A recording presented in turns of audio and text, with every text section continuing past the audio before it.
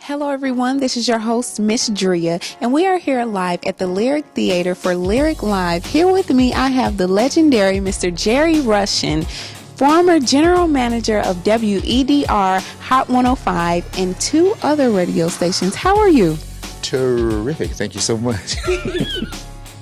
You're welcome. Thanks for coming out to the Lyric Live event every first Friday. How do you feel about this event that's being put on tonight? I'm excited, you know. I look around outside. It's really nice out there, you know, the tents and vendors and nice setup, the tables and stage. So it looks really nice out there, you know. I'm glad to be here. I'm glad that you came. Is this your first time attending? Yes, ma'am.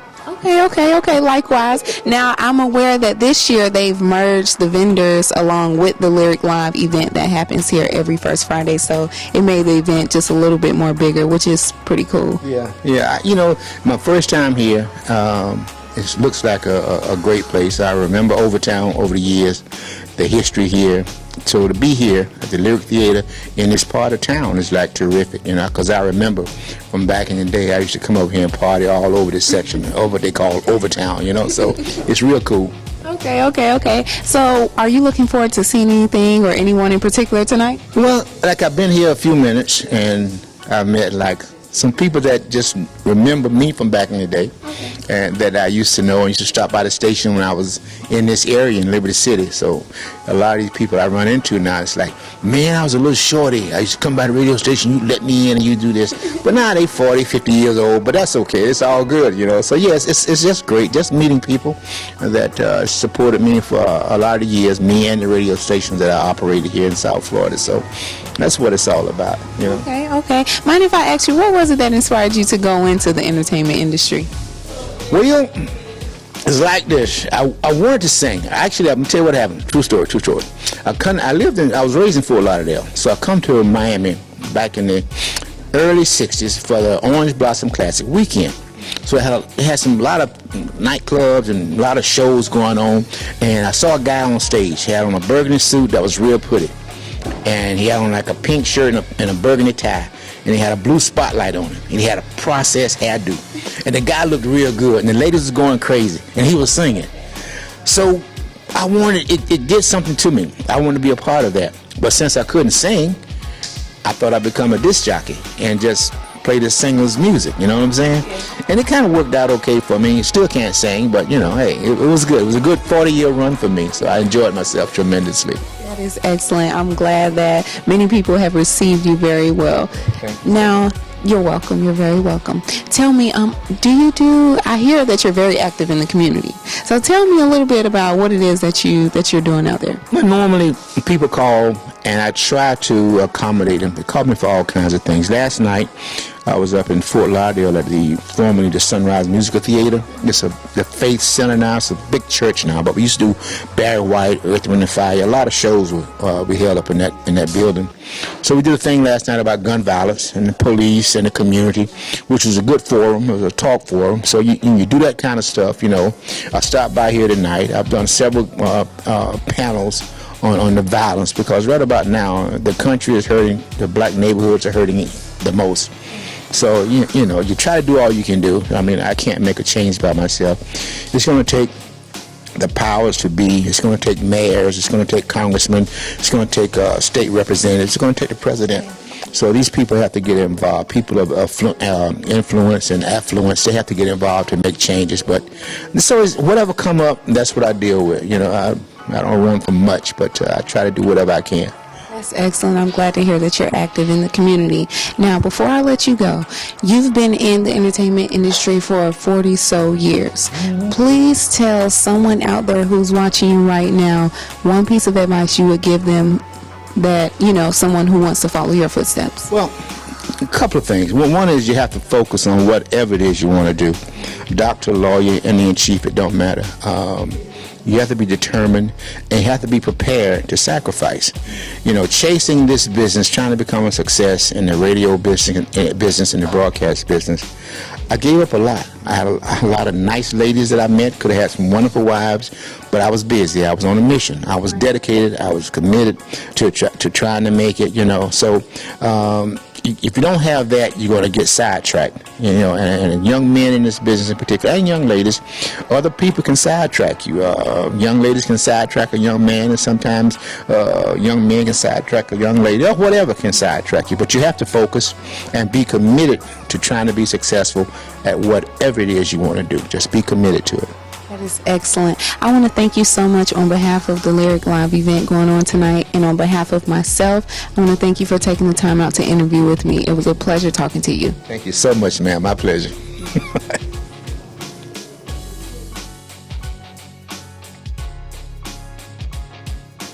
Hello everyone, this is your host, Ms.Dria, and we are here live at the Lyric Theater for the Lyric Live event tonight. Here with me, I have the one and only midday mama, Shelby Rushin. How are you? I am good. I'm good. Thank you. You're welcome. You're welcome. Now, how long have you been in the entertainment industry?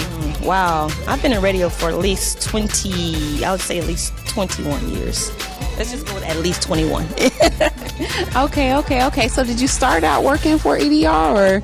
I did. Okay. I did. I actually started out, I did an internship when I graduated from college. And I studied advertising and marketing. I was like, nah, you know what? This is a little too stiff. I wasn't ready to sell ads on the station or dress up in the suit and the heels. I was fresh out of college. I wanted to have fun. So I did my internship. I did it sales, the programming side, everything. And I was like, programming is where I want to be. So that's kind of like how I started. And I ended up being a board op on Sunday mornings. Then one day they were like, you're going to talk. And it's been history ever since. Were you nervous at all to talk? I was very nervous. The first when I opened the mic, nothing came out. Oh, no. I promise you, I opened the mic and it was like, I'm moving my lips, but nothing was coming. I was like, no. Yeah, but it was an experience. Yeah, it was an experience. Okay, so for those of you all who do not know, Shelby is actually the daughter of the legendary Jerry Rushin. Now, I'm going to ask you this brainiac question. What was it did he have a big impact on you actually following, his career? He did. He really did. I always just growing up, and back then they did the clubs. It was a lot different. Radio was different. But he would always come home and he would always have this money, oh, cool, And I always had, lots of money for lunch, more than I actually needed. So I was like, wait, so he's making this kind of money doing radio. So I watched. Then he had a nice car and the nice house we lived in. I was like, I think I want to do this.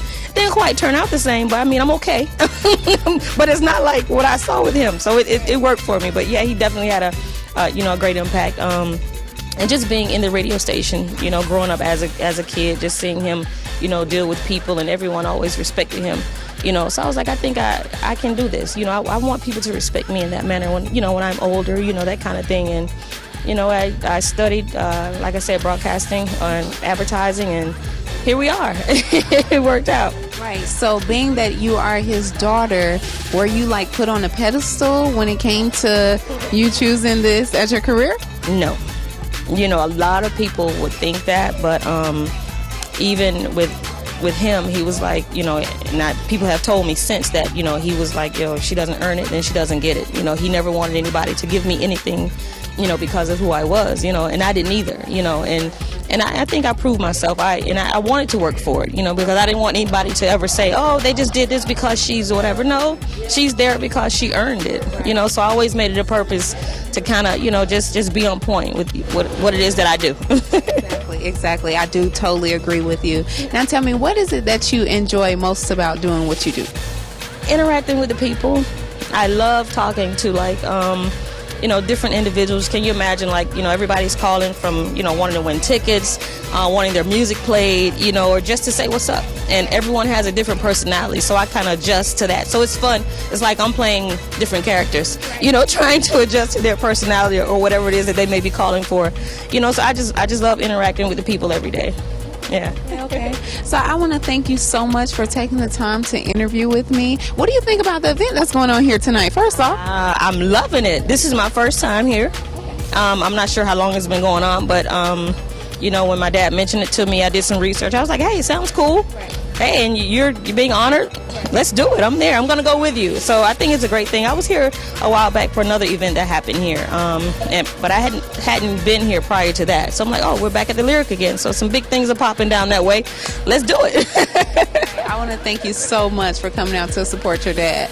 And I want to thank you for taking the time out to interview with me. Do you have any social media that you would like to tell the people? Oh my goodness, I'm all over social. Twitter at Midday Chick, that's MIDDAYCHIC. Let's see, Instagram Midday Chick, same thing. Facebook Shelby Rushin, Shelby Rushin Odin, and I have a fan page, Shelby Midday Chick Rushin, Facebook as well. So I'm everywhere. Thank you so much for taking the time out to attend their Lyric Live event here tonight, and thank you so much for taking the time out to interview with me. Thank you for having me. Thank you.